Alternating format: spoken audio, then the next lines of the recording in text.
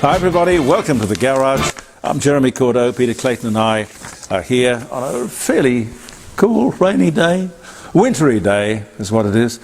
Pete's getting over shingles, so it's a timely thing to maybe remind you that you should get the new shingles vaccine.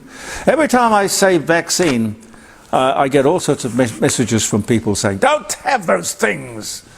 You know, I'm 84 and I can't remember the name of the gentleman, but I've never had a vaccine and I've never been ill for one single day. I'm sure.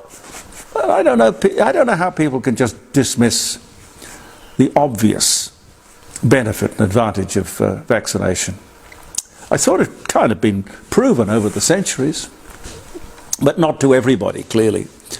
One Nation members of this Parliament, 48th Parliament, they stand up and they turn their backs on the welcome to country. Bravo. Bravo. Tune in Friday morning, 9 o'clock, jeremycordeaux.com. I'll have a lot more to say about that then. Live streaming around the dining room table. Les Ellicus, Gary will be there.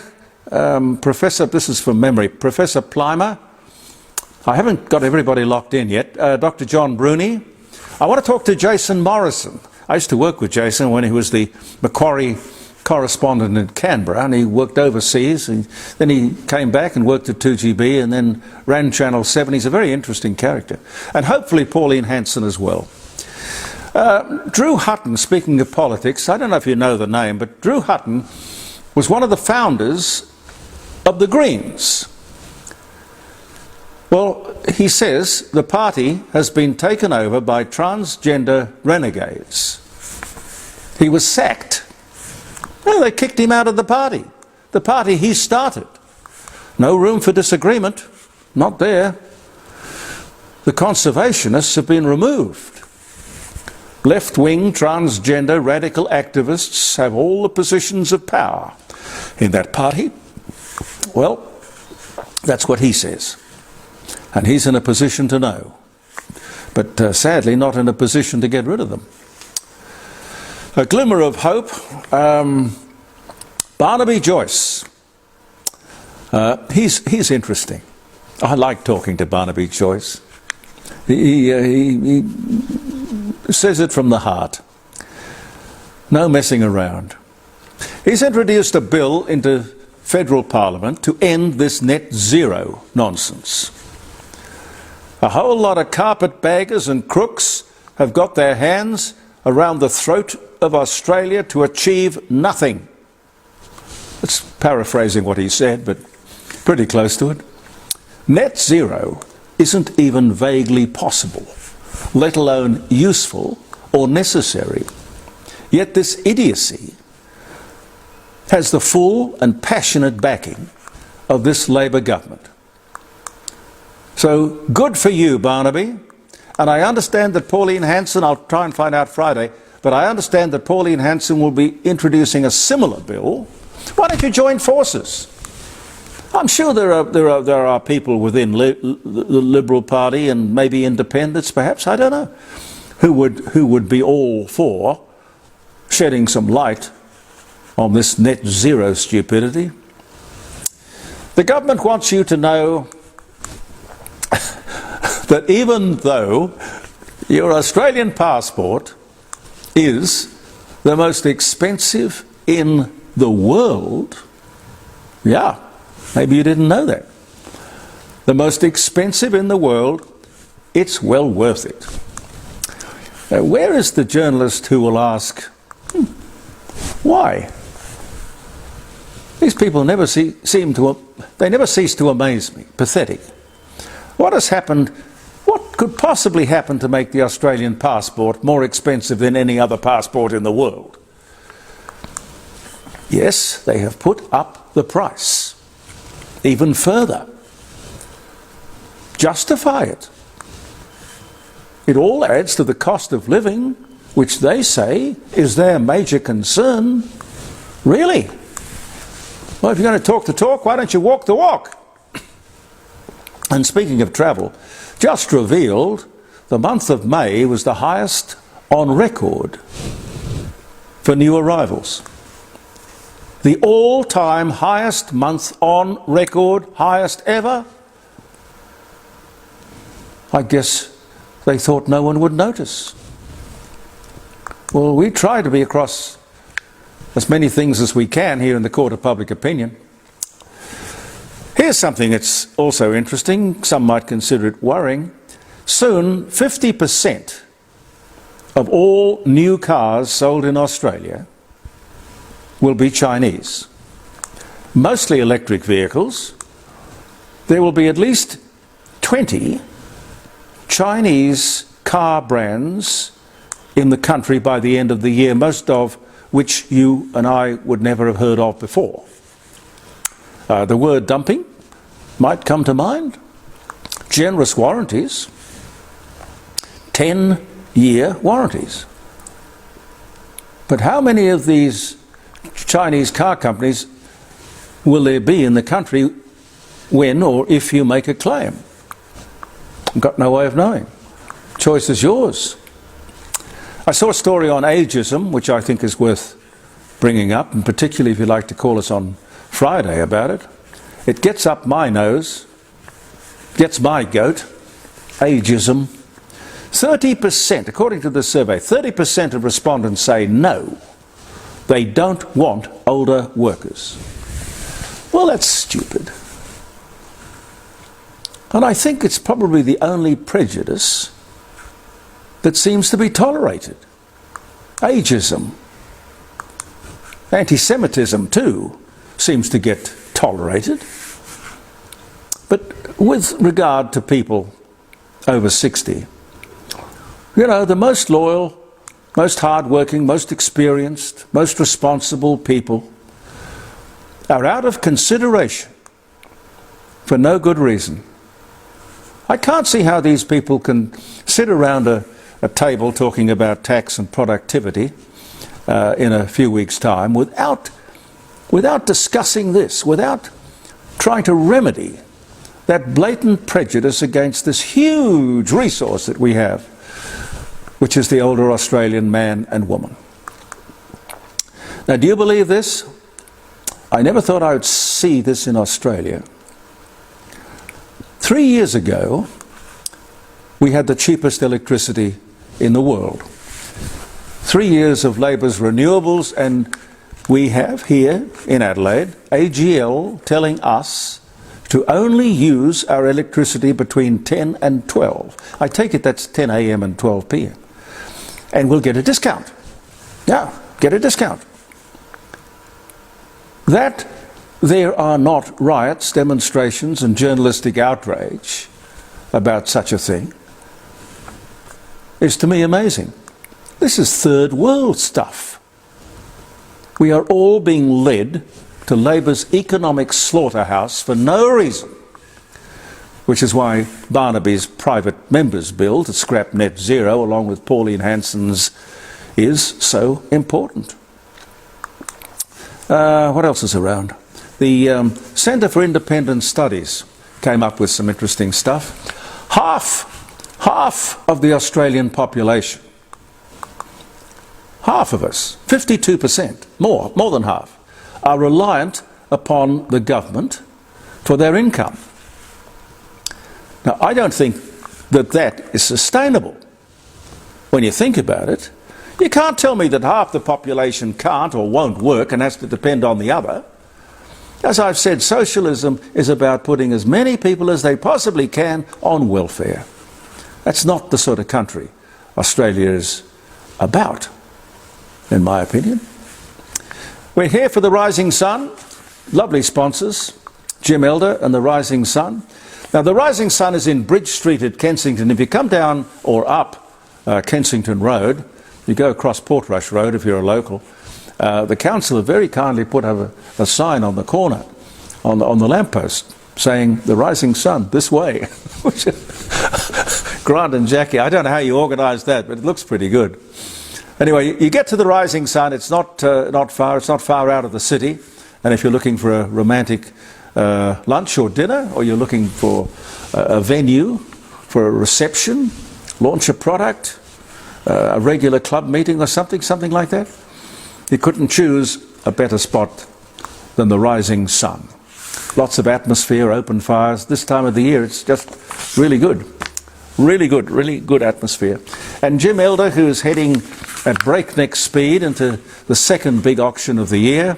They're on Melbourne Street at North Adelaide. Jim and Helen Elder, their telephone number 8267 2869. They're inviting people to submit for this, and it's not too late, they haven't printed the catalogue yet. Submit notable paintings, interesting paintings. It could be one that you've put in the closet and not particularly in love with it, but it could be worth a fortune, you don't know. But get a free appraisal from Jim Elder, Fine Art. And don't forget to call us tomorrow, 0491 65 68 60, jeremycordeaux.com. And if you're listening on your computer screen, you can always listen on the radio. Well, you can listen on the mobile phone. The best app, I'm told, is Simple Radio. And if you do that, as I say, on your phone, you will have me in the palm of your hand, as if you don't already. Government will be able to shut down childcare centres if they don't come up to standard. Yes, Prime Minister, that sounds pretty good. But hey, what are the standards? No one's asked you that, so you haven't actually had to explain. Why won't you tell us what the standards are, or don't you know? Cyber CX, don't know if you know the name, but this is the outfit that checks the background of those people who want to work in childcare and oversees the childcare industry generally. Checks and red flags those people who have a history of child abuse. They say, this outfit, they say that 590 people are probably still working with children who shouldn't be. 590. Now, I don't know, it doesn't go on to say whether they're convicted paedophiles or they're just people with a question mark. But 590 people out there who the expert says shouldn't be there.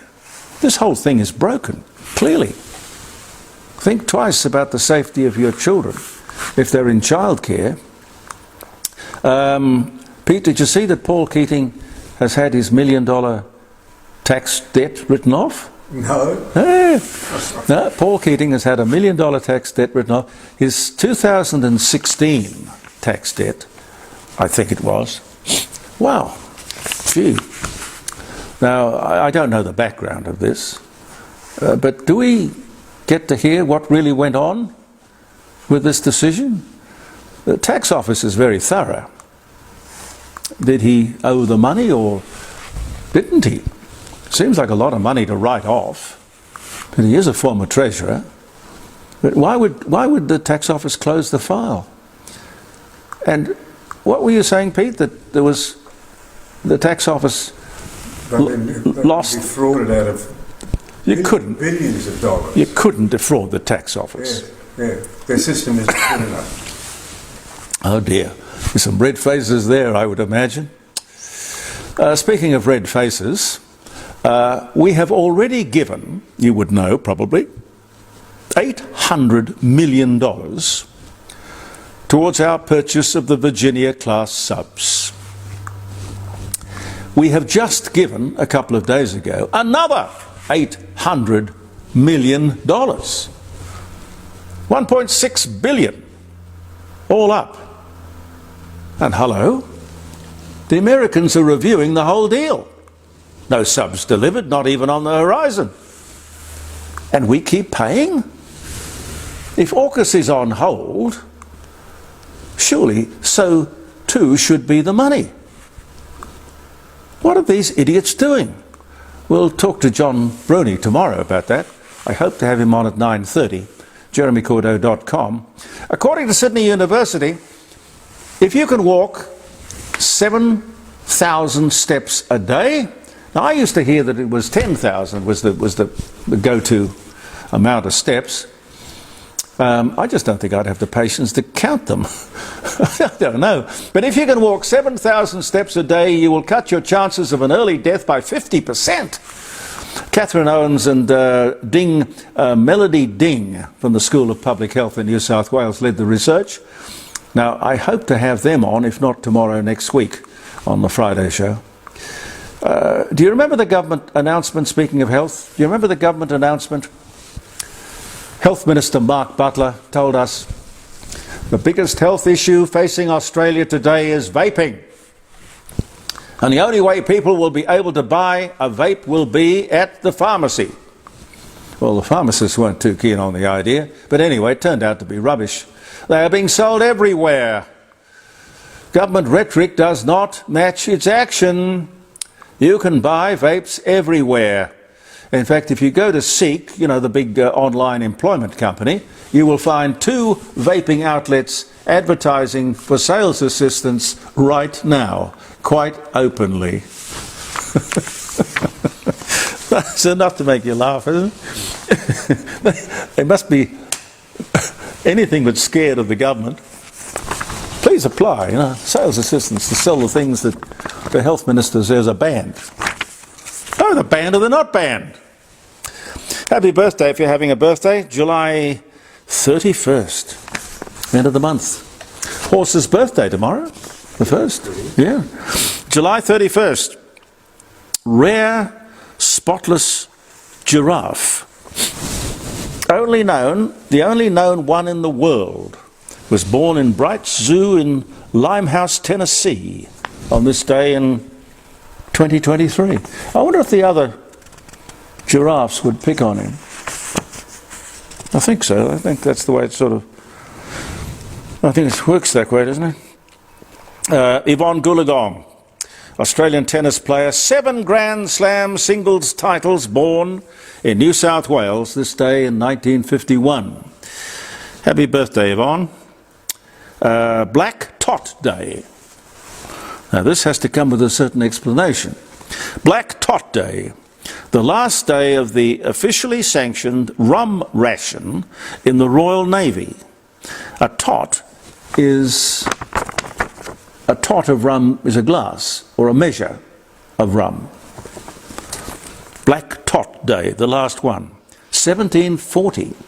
A long time between drinks, fellas. K.J.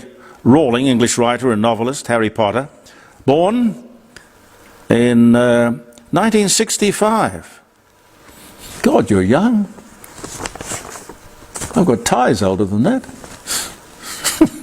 Cliff Richard, speaking of being young, I mean, he's 90-something, but he's still young. Coming to Australia, by the way. Cliff Richard and the Shadows have their first #1 hit single with Living Doll, biggest British single of 1959.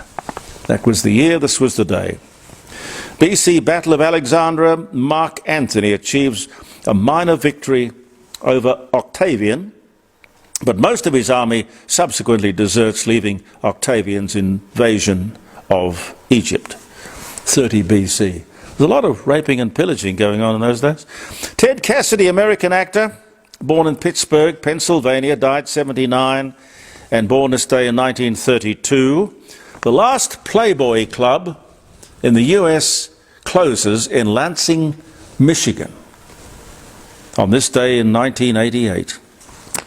Ban the Beatles.